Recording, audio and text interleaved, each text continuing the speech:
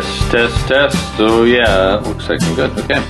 I'm Phil Wyman, and this is the Wild Theology Podcast, where the world, the humans in it, and God are all wilder than we've been told. That's your intro? So, you'll get philosophy and theology and crazy stories that come from 30 years of pastoring. Boring. 20 years of festival work. Whatever. And the mud and blood of wrestling with the living in spaces angels fear to tread. Ooh, trying to sound interesting, are we? Oh. Yeah, you think you got something to say? Yes. Yeah, that's the problem, dimwit. Look, I'm a lot smarter than you think. Yeah, you tightened your shoes this morning. Whatever. We're Phil Wyman, and this is Wild Theology, where you get to argue with your own ideas. And lose. That's the point. If you would like to support this podcast, you can do so by going to patreon.com/Phil Wyman. In the previous 4 episodes of Wild Theology, I described spiritual wayfarers, travelers, and different forms of nomadic religious movement. There is a nomadic or transient nature to the gospel, and that was part of what I was discussing. We find that nomadic, transient element in the Bible from the beginning of both the Jewish and the Christian faith. Whether it's found in Abraham, who was a wanderer, or in the wanderings of Moses and the children of Israel on their way to the Promised Land. We also found it in the mission of the church, with the first missionaries, particularly the Apostle Paul, who traveled all across the Roman Empire in his mission. Then we also looked at the fact that traveling has been one way people have shown themselves as seekers throughout the history of humanity.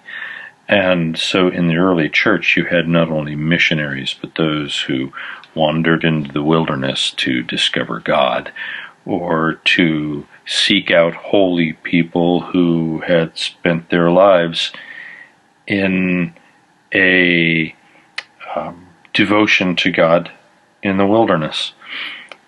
But we also saw that this nomadism was a model for lives even of what we would call sedentary Christians, those people who remained in one place, lived in the same town sometimes for their whole lives. Those who were sedentary were encouraged to treat life as though they were nomadic and did not belong to any nation, or whose home was actually another place. And so Paul spoke of it as that we seek for a city whose builder and maker is God, and not for a nation state here on earth that we would call our homes. That dynamic of nomadism is essential to the very gospel itself. So in this episode, I'm simply going to look forward to the year that's coming, 2019, because today is New Year's Eve, the day before this transition to the new year, and there is a series of festivals that I will be attending, that I will be seeking to share the gospel and the love of God in, and this episode will look ahead to that new year. So, 2019 is the second year of full-time missions among festival goers and nomadic people, for me. This coming year will continue with locations and events I've been visiting for the last 4 to 5 years, and some new events will be included as well.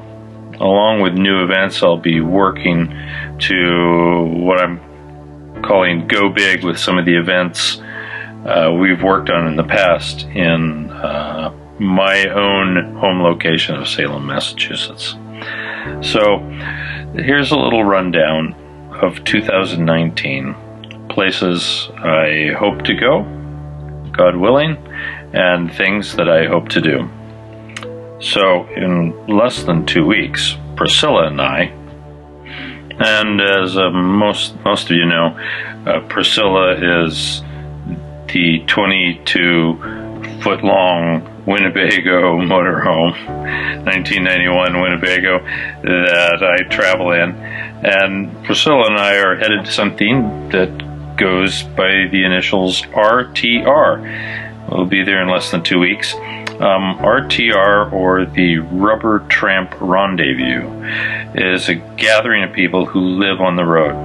People in motorhomes and vans who get together in Quartzsite, Arizona, which in and of itself is a gathering of nomadic people that, or sometimes just winter travelers fleeing the cold of Canada and the northern United States, going down into the desert to camp for a while. There's a lot of free camping in Quartzsite because it's BLM, Bureau of Land Management land, and that makes it so that there's an ability to camp for free on federal land. And so the Rubber Tramp Rendezvous is a gathering of people that started with 45 people. It was begun 10 years ago by the name of a man by the name of Bill Wells started it, who runs the Cheaper RV Living website. It's now grown to expected to be about 10,000 people at the Rubber Tramp Rendezvous. This will be my first time there, and I hope to meet people and get a little better picture of what's going on with the nomadic community in the United States, those who live full-time in their motorhomes and vans. After that, I'm planning on visiting Slab City, East Jesus, Salvation Mountain. It's a Slab City and East Jesus and the Salvation Mountain are located on the edge of the Salton Sea, and it's a little bit of the Wild West. It's considered to be the, as some would say, the last free place in America. People are able to live there, some of them full-time, in a brutal, barren desert. There's an artist community. There are people who are living off what little government support they have, and others who just travel through. But this is a place with no town jurisdiction and just a bit of peaceful anarchy that happens at Slab City. So I'll be visiting that for a while. So that's what January looks like. And between January and March, in the month of February, I'm looking to be speaking at different places. So if you are interested in hearing about what's going on in the world of nomads and festivals and the outreach that's happening there, I've got something to say. Give me a call, give me an email, and check in, and we'll arrange something. In March, I'll be headed to Texas, and there in Texas, I'll be spending some time in Austin during the South by Southwest event. I'll be doing some things with my friends from the Multi-Faith Matters team. It's a team of people who have had a grant to find ways to help evangelicals relate to their multi-faith neighbors in positive ways. So this is us trying to help people learn to relate to the Muslim, the Mormon, the Buddhist, the pagan, and people of any other faith that is not Christian in a redemptive and positive way, and not in a judgmental or fearful way. So we'll be doing a little bit of training as well as gathering in Austin, Texas. I'll also be attending a regional burn called, by burn I mean a Burning Man related event. It's a small regional burn just outside of Houston, and I'll be there with my friends Paul and Joy Burwell, who I attended it with them last year, and they're just knocking it out of the park in terms of learning to bless the burner community. Then I'm hoping also to, while I spend time in Austin, to do some outreach with my friends Robert and Kat, and find out how we can touch that party city of Austin, Texas in a beautiful way. From the month of May through the month of August, my plan is to be in the UK. And last year there were 10 festivals that I was involved with, and I'm looking at returning to most of those, as well as adding a few more, and not just festivals, but destination locations where people go. So How the Light Gets In, the Philosophy Festival, the Hay Literary Festival, Burning Nest, which is another regional Burning Man event, Stonehenge during the solstice, the Three Wishes Fairy Festival, Glastonbury, which is the large, perhaps most famous rock and roll festival in the world, and Mezi Prostor in the Czech Republic, the Welsh National Eisteddfod, and between those times to visit the town of Glastonbury, Land's End at the end of Cornwall, and Avebury, where I visited last year. I'm hoping to return to all of these places, and I'm looking toward other festivals and locations as well. And then I'm really excited that my friends Sarah Owen and Robert Zaborski, the singer and the photographer, are getting married toward the end of August, and planning on being there for that event in North Wales as well.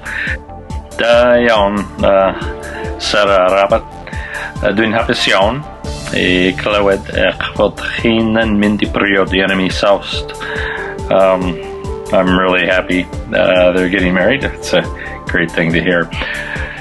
Then when I return from the UK, in Salem, Massachusetts, this year, we're doing something called Love Big or Go Home.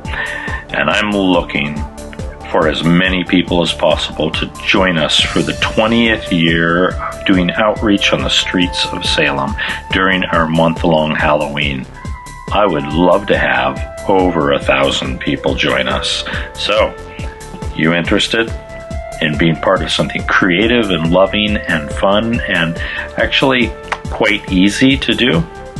We've had thousands of people join us in the past.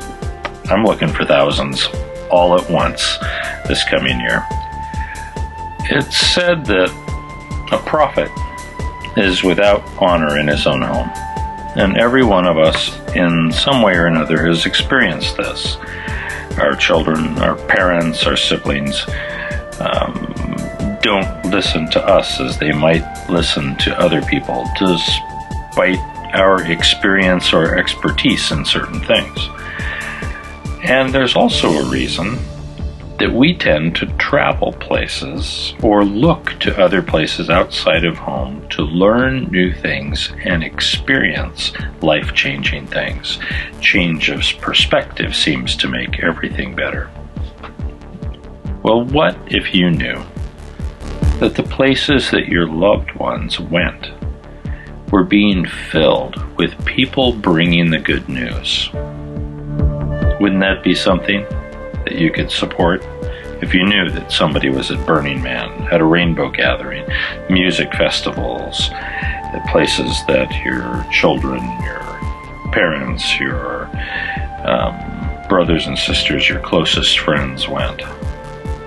And that when they went there, the love of God was being presented in a way they could identify with. Wouldn't that change your whole perspective on these events?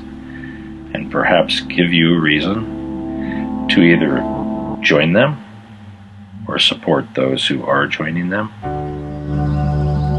I'm looking for 1 million people to join me in the festivals of this world, to present the love of God in simple and also in creative and wonderful ways. Perhaps you'd like to join us. Certainly, please pray for us, and perhaps you'd like to support this project. It's time for us all to love big.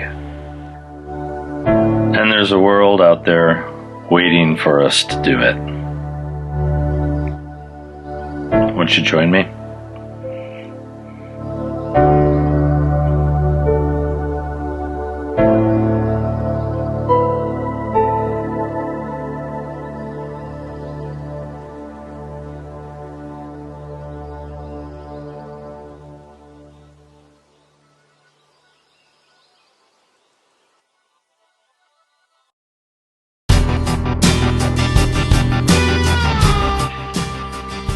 Thank you to Dr. DK for the background music, which you heard today, which is Reflections. And if you want to find more of his music, you can find it at drdk.bandcamp.com. If you'd like to support this project, you can do so here on Patreon for as little as $1 a release. And at the most, that's $4 a month.